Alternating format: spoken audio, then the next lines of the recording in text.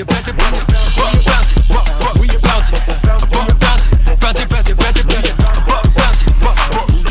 back to Bounce. I'm your host Ayub, and today we are joined by Summer Johnson, the master behind the lens. Summer has her own sports photography and videography business, SZN3 Media. It's awesome to have you on the show. Thanks for having me. No stress. Well, before we jump into the nitty gritty, tell us a bit about yourself. How did you get into the sports media world? So I was never a basketballer growing up. I was actually a netballer. So had no idea what basketball was like until I got out of high school, and my best friend plays basketball over in college.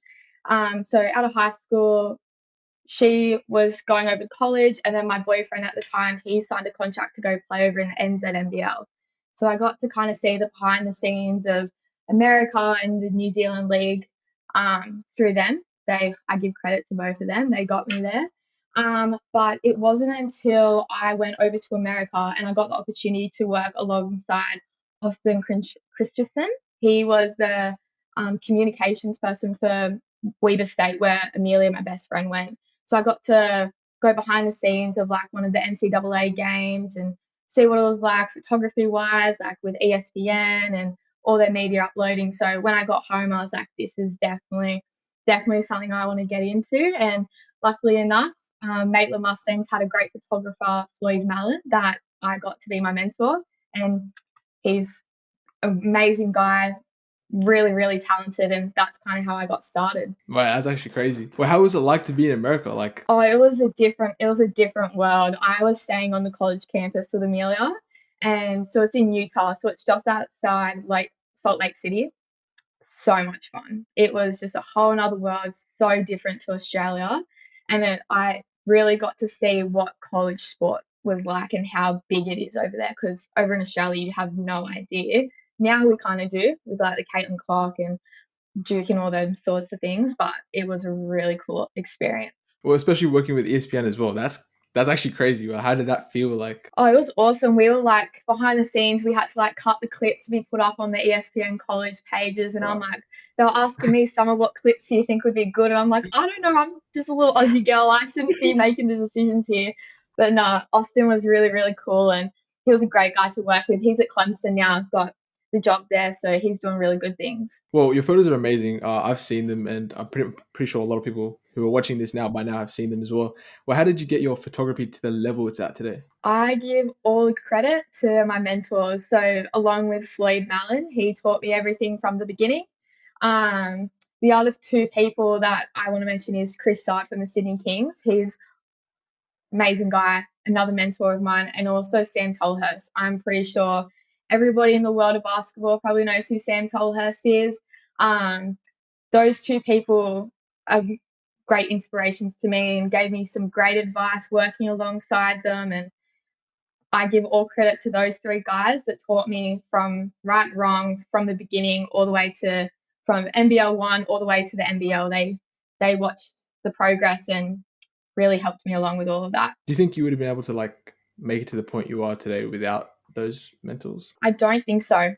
People ask me all the time, how did you get these opportunities? And I'm like, I have no idea. I literally just messaged them or emailed them. I put myself out there. And something that Sam likes to say is you always want to be a good person to work with. And I think kind of not to be out myself, but I'm a talkative person, I'm a chatty person. I like to think that I'm a good person to work around. And I think having those characteristics got me to the places that I've been able to get to in such a short period of time. Well, what kind of camera do you shoot on, and what's your go-to lens? So I shoot on a Nikon Z6, and my go-to lens is my 35mm. That's all I pretty much shoot on. That's the one that I always grab, and it's going to look good. I mean, I'm not a camera expert, but I'll take your word for it. What would you say is the craziest thing that's ever happened while you were on a shoot? I've nearly been bulldozed by a few guys coming off a layup and they're getting fouled. I've definitely experienced a few of them. I try to not look through the camera. I try to look at the game, because if you're looking through the camera and the ball's coming out, you don't really react to it too quickly. Probably the series leading up to the Sydney Kings, we were really contesting if we're going to make finals or not. And I think it was there was a game against Illawarra, and it was kind of do or die. That game was so intense. It was so loud. You couldn't.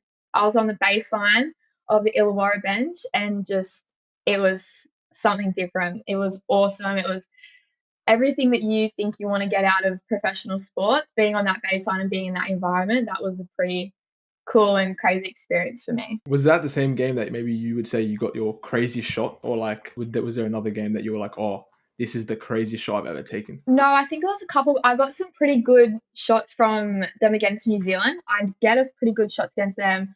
I'm trying to think. There was one of Jalen Adams that I got, and I really like it for the fact that it's not playing. I really like getting pictures that are off the court because I feel like everyone can get a pretty good action shot if you can pick up a camera, you can get an action shot.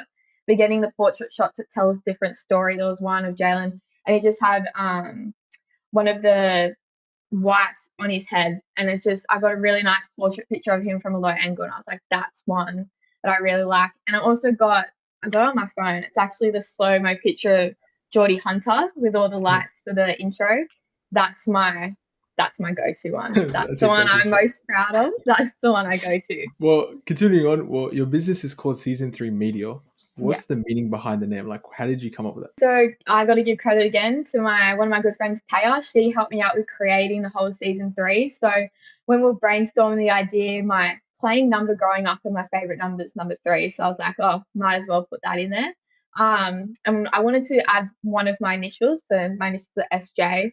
So I thought the season, and then this is kind of like corny, but I've always growing up have had the mindset of like you have seasons in your life. And when Taya said, oh, season 3 media, I was like, oh, that suits perfect just because this time of my life is one of the seasons and season 3 media is a part of that. That actually makes sense. When you put it together, it makes sense. Yeah, that's kind of the long story behind it. Oh, I was going to make a joke. I was like, what happened to season 1 and 2? But anyway. Well, I love the aesthetic of your photos. It's almost like film-like. Where would you say you got your inspiration from? Definitely Sam Tolhurst. He is a huge inspiration for me. And also Max. Max is another guy that works for Sam. Those two are two of my biggest inspirations. There's also a guy over in America who goes by Cole. He does some pretty amazing shots. And there's also another guy that works for the Rockets. I think his name's Joel. He gets some pretty good shots. I always try to look at different photographers, especially in the NBA, just because there's so many different photographers that have different styles. But if I want to go find something or get inspiration, probably Sam's the one I'm going to go look at. What's been the hardest part of being a freelance photographer? Probably starting off and getting gigs. Not many people realize that I didn't get my first paying gig until this year. So not many people would think that. They would think, oh, she's getting money, she's doing this and that. No, a lot of it is, and I take it with a grain of salt because this is what you got to do when you start up. You got to do stuff for free and you got to work your way up. And I completely understand that. But yeah, it's getting those paying jobs and showing that you can do the work. And another challenging thing is also finding your own style, just because there's so many creatives out there. You want to take inspiration, but you don't want to try and identical copy each other. I think that's a hard bit that I was trying to find starting out. But through guidance of like my mentors and everything, they really said, find what you like, find what suits you and go with it.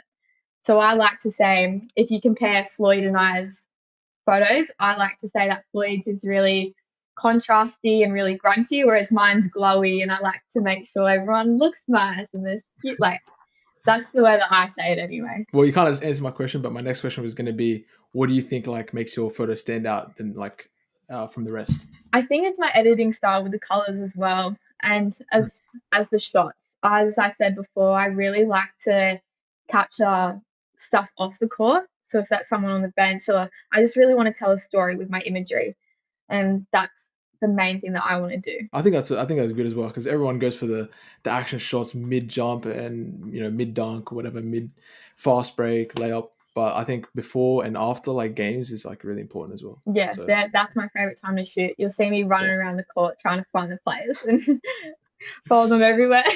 For the future of Season 3 Media, Is there any event or shoot you kind of have locked in or that you're keen for if you want to share it? I'm here for the NBL one season for the East.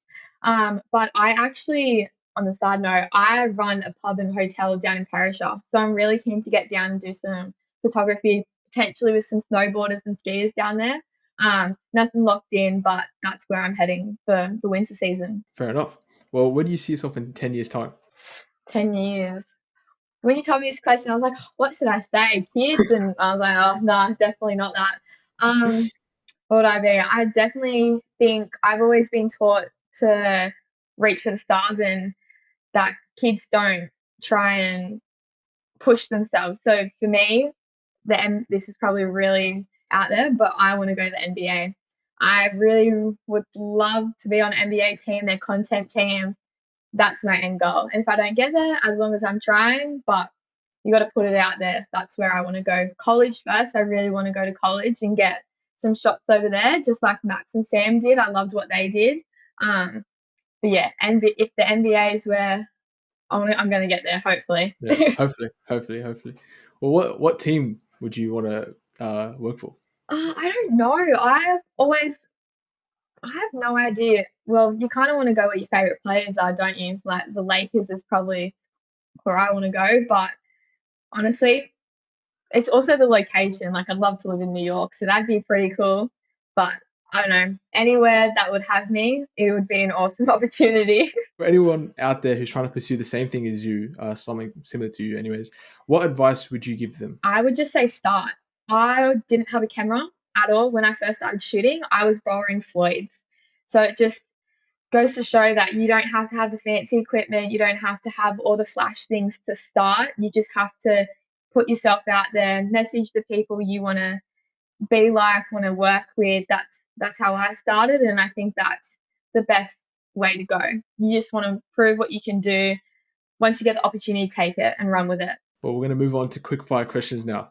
Oh. First one is, what is your favorite photo that you've taken? The one of Jordie Hunter walking out. Second one is, what's the most heart-pounding shoot you've ever been on? Probably the last game I shot for Sydney against Illawarra. Those games are always intense, so that was one. Who's your dream athlete to work with? Honestly, Caitlin Clark. I think most people would have that answer, but girl, Caitlin Clark. For a guy, I think everyone would probably say LeBron James for NBA. Sure. But if I'm going like collegiate level, I'd probably go, I don't know, Jared McCain's the first one that came to my head. He'd be a great guy to shoot. Probably if he'd get into it, I know he would. So that's probably be one. Fair enough. All right. And the last question is, who is your dream photographer to collaborate with? I'm probably going to go back to Sam or Max, honestly. I know them, but I think it would be awesome to be on a photo shoot with them and create something together. I think that would be awesome. Well, that's just about it. But before we go, is there anything you'd like to say to the people watching?